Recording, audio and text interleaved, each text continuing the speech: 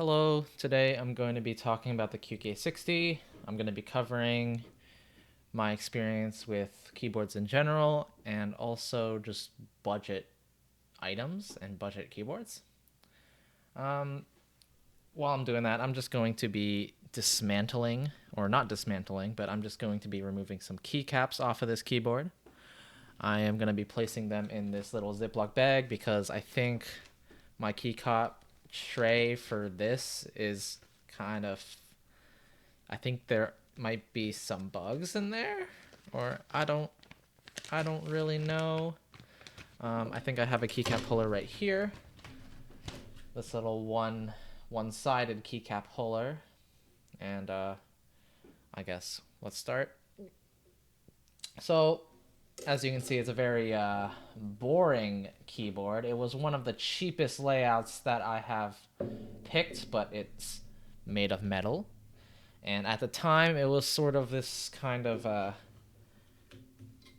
it was like the go-to recommendation alongside the Zoom 65. It was one of those kind of first sort of era of those really budget kind of keyboards, that kind of really like big value sort of thing. Um, as you can see here, there are Zaku switches. Um, I am selling this keyboard, so it's not like this is an endgame keyboard. Obviously, it's not really meant to replace an endgame keyboard. Um, Little back of head reveal there. I wonder if I should, I guess if I have some compressed air, I should do a little bit of blow in here just to remove some dust before I hand this to the seller. Um, it is how it is. A keyboard is a keyboard, and nowadays I've kind of just maybe even found endgame in terms of keyboards. Like, I've only been running one keyboard, and if I really want some good typing experience, I have like at least 3 other keyboards that are good. Um, and to me right now, like, I guess even towards the later stage of me buying keyboards, it wasn't really about trying anything interesting. It was more of me trying layouts, and that's kind of really it. Or just like owning keyboard just to try a layout, or maybe a new mounting mechanism. Uh, so a qk60 here, it does not necessarily, like, especially a Mark 1, does it stand and make sense for somebody to own in 2026? I don't think so. Like, it doesn't sound good without any modification. Right now it doesn't have modifications. I'm not going to try to make an ASMR typing test, but it's very non-resonant and it doesn't particularly feel good. Um, but yeah. Um, to put it kind of plain simple, is like, at least for me, is if I think this would be worthy to have a solder PCB, and I would say hell no. You know, this is like obviously good entry. It's easy to build. It is has a lot of customization, and at the time, it was readily available. I guess there was like multiple rounds of this shit, and like it was a big. It's not like it was a limited group buy, stuff like that. And I I'm glad I kind of moved on from enjoying keyboards like this. Um, because I think that kind of that's like evolution, I guess. I don't want to be I didn't want to be. I think maybe one thing I regret is kind of buying a lot of these kind of budget boards, just, and like, I should have been just saving up and spending it on end games, because like, this is not my first, like, I bought this after I already bought a Zoom 65. And having two budget 65s is just like not necessarily efficient with your money, and I definitely should have maybe invested in just an end game 65. And like I do think that like yeah, you get value and um, you get value from keyboards and budget keyboards, and especially now like as you grow into the hobby, as time goes on, you're going to get greater and greater budget keyboards. And in terms of feature, yes, they are better, but like I think to me that's not really like the spirit of keyboards or why I like keyboards, or at least why I would like watch keyboard content or consume keyboard content. Like I don't really want to browse geekhack and look at just Chinese budget board, I guess, you know. um I want to, you know, look at the cooler end game stuff with maybe some weird unique design, something a little bit more less mass appealing, something by some small designer, and I guess have it more of like an art piece, because these are, I guess, luxury items. I kind of have no personal connection anymore with these sort of budget kind of things. And maybe it's just because of like name value. QK, QWERTY keys, and Owl Labs is sort of not necessarily have a great name value in terms of like aura. You know, they got low aura compared to like some other brands or some like individual makers themselves. And that's just, I guess, how it kind of goes. Um, but I'm just saying this as like an outsider, I guess, from the keyboard hobby. I've kind of like retired, as in like I haven't bought a new keyboard in a long time. I have a lot of keyboards that I have been trying to sell on Facebook Marketplace, I guess. But you know, I think like my key, it's I've just like this is the only keyboard I listed, low key. Like I haven't just had I haven't put the other stuff on for no particular reason, honestly. As you can see, I chose the FR4 plate here. I think I kind of wanted a different plate option than I've tried. Back then, I think the Zoom 65 had a palm plate, so and it was like, and I just wanted, I guess, a different feel. I wanted this to be like the stiffer one, so I chose PCB. I think I already experienced like, I think brass and aluminum were the other options. I don't think I care for brass sound, and then aluminum, I think, I don't know. I didn't think I liked the aluminum, and I think FF4 was more interesting back then. It was cool to have the choice. I will say that this keyboard is the more boring out of my 65. I think this is the most boring 65 I have ever owned.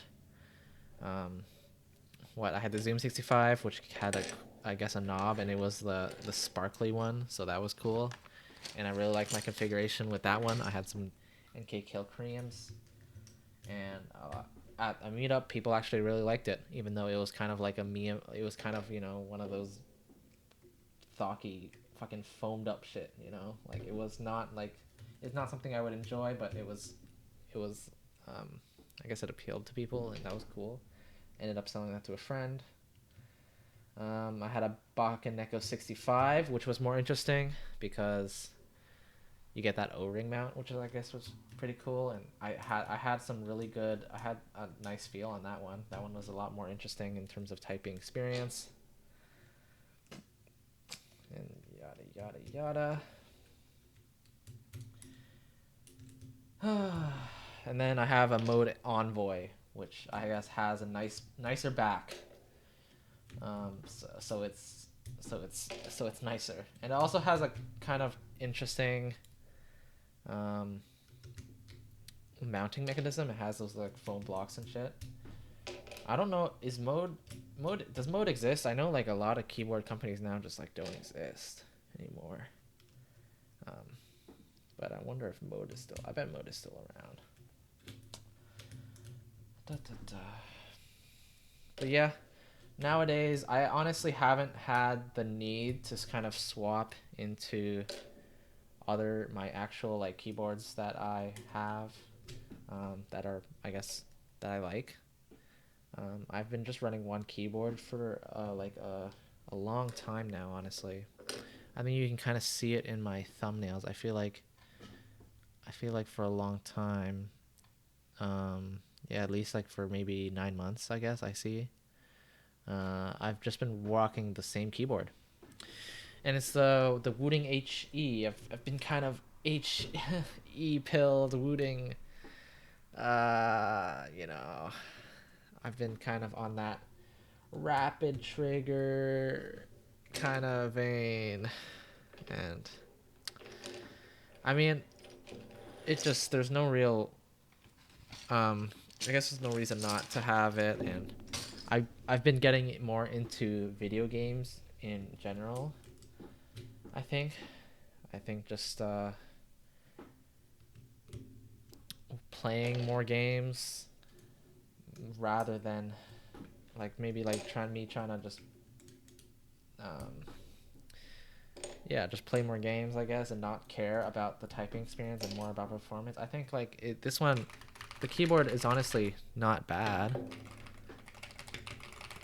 It's the you've seen, it's the Ghost plastic case, which I think is cool. I never had a plastic case keyboard, and it's lighter, and it's kind of see through and dark, and which is kind of cool. I've never had a keyboard like that. I've never had any. It kind of had piqued my. Like, I think maybe I had a little interest in some of those. I forgot what the material is. The transparent material that's not this material, because this is like, I guess, cheaper, but like the one that's like machined. I think like the January 60 was that material, which was a really cool keyboard that I think had on my radar for a while. Da, da, da,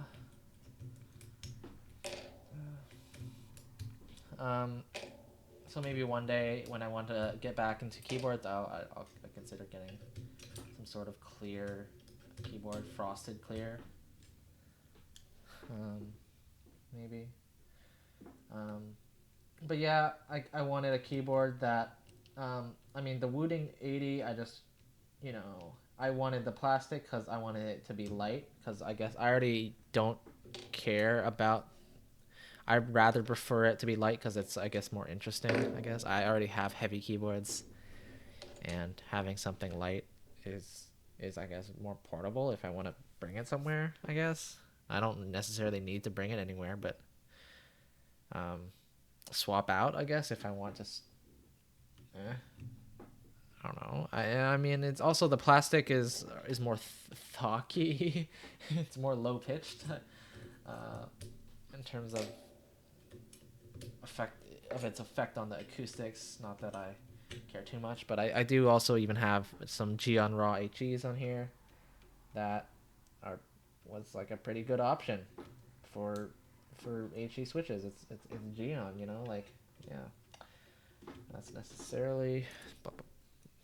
That's kind of why I picked it, and obviously the rapid trigger and the features that Wooting had. I think it was really cool how what snap tap, they like added snap tap really quick, which was pretty cool. I think they were a cool company that I guess was pretty transparent, that people liked. Some people liked them. That's kind of it.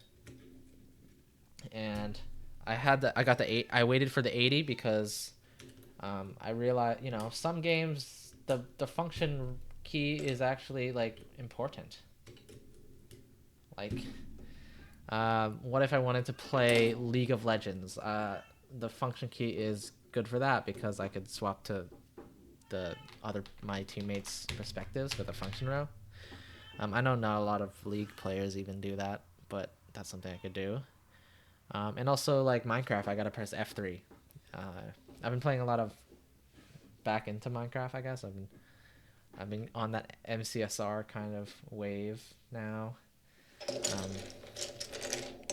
which is kind of cool. I know you could rebind these keys, but I'm, you know, I'm used to. I was like back in the day when I played Minecraft, I used an 80% a TKL, and I also used a full size, so I'm used to functional things anyways from that. So an 80 had more opportunities, and that's really it. As you can see, the board is now